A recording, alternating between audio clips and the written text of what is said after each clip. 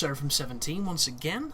This is my Metro Last Light Ranger Hardcore Difficulty video walkthrough. This is Chapter 2, it's entitled Ashes, and I do apologise folks because this looks really dark, and I did increase the brightness a little bit, but one thing I found on this game is they prefer you to change the gamma settings, and on the gamma settings if you put it really high so it makes the brightness, it forces it to go much brighter than you'd want it. It makes the game look fucking terrible. And my first experience with this game was actually turning the gamma up way too high and looking at it and thinking, Jesus Christ, is this game dog shit ugly. So don't do that. Don't make the mistake I did. It just isn't worth it. So this mission here is pretty simple. There's going to be some scavenging. We're going to be following this lady, and then we're going to get into a gunfire fight with a bunch of, I think they're called Watchmen, which are these might just be beasts actually. I think they're just beasts, these ones. I'm not too sure. Essentially, it's an animal that moves on all fours that attacks you and will kill you in maybe two attacks, two good attacks, 2 to 3 solid attacks, and you'll die. And that's one of them there. There's a whole bunch of them that you're going to have to kill, and she will back you up a little bit, but she's not going to do the work, so you need to make sure you do it. And if you've got the shotgun, it's your best bet, but it does involve getting them close where you are vulnerable. If you want to use your assault rifle or a rifle or whichever gun you picked, they will work as well. You know, you can kill things however you choose to do them. And that is pretty much it to this mission, because then we're going to be following the creature, the alien thing, that's the last surviving dark one. So a couple of things to look into. Because there's no HUD, there's no UI, there's no hints or any of that stuff, the game's not going to tell you to put your gas mask on, the game's not going to tell you anything, and you need to be aware of these things, because if you don't put your gas mask on, you're going to die. And easy way to tell when you need to put your gas mask on is Artyom will start breathing heavy, you'll start really straining to breathe, your pad will vibrate, and eventually you'll die.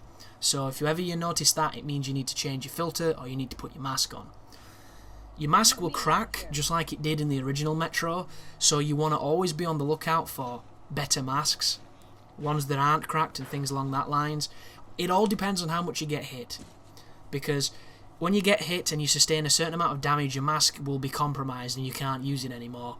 On my playthrough, I never got into a situation where that was ever a problem, but it can happen. You can get unlucky, you can put yourself in a bad spot. As far as I know, if you follow this walkthrough verbatim, you're not going to have any issue when it comes to filters, because I'm not going to be messing about enough on the surface or in areas where you can't breathe for too long. I'm just going to be getting through as quick as I can and getting the job done. The main thing with changing the masks is because I find the cracks annoying as balls. I find the visuals of the mask really annoying, and that just there annoys me too. I think the concept of wiping the mask is cool, but why the fuck does the top fourth of the screen always stay bubbly and like steamy? I don't get it. I just wiped my hand across the entire plane of it and it still gives me this cropping that really irritates me. And it is a nice effect, it bugs me.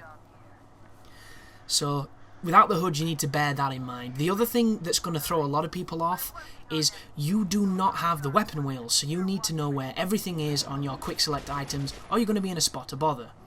So what I did here, that's what I forgot to mention.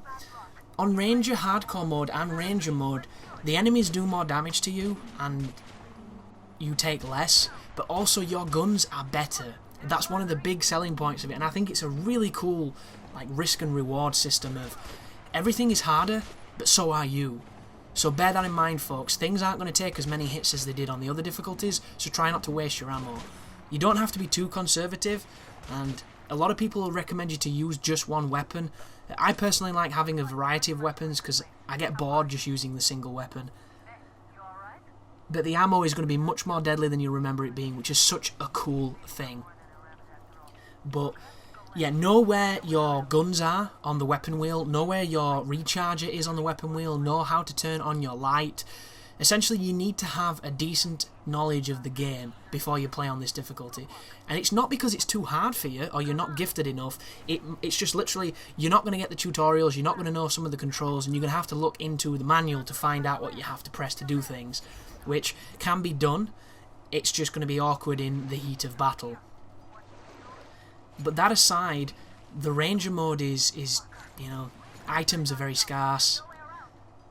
There's a lot of survivability to it, but the game is not that bad. And I want to say right now, this is not me, you know, diminutizing anyone's value or their skills, but I have faith you can do this, and I have faith that you're not going to have too much trouble in it, because when I recorded it, I don't even remember dying outside of those 2 moments where I was trying to not kill people. Mainly because I understood the game at that point, and if you do the stealth, you know, the stealth way of playing, you're going to be restarting checkpoint before people kill you. Because if they see you, you can't risk, you can't like get away and then hope they don't see you and then continue your stealth route, because it just doesn't really work. The alarms go off, you get shot at, and you'll probably die before you get a chance to even have a second shot. So just restart your checkpoint, and the stealth option is so much easier. And if you can't get through, these videos exist to show you the path I used, and I can guarantee from this moment, having beat this game and already recorded this walkthrough, that every single thing in it will work. So thanks for watching, and you take care now.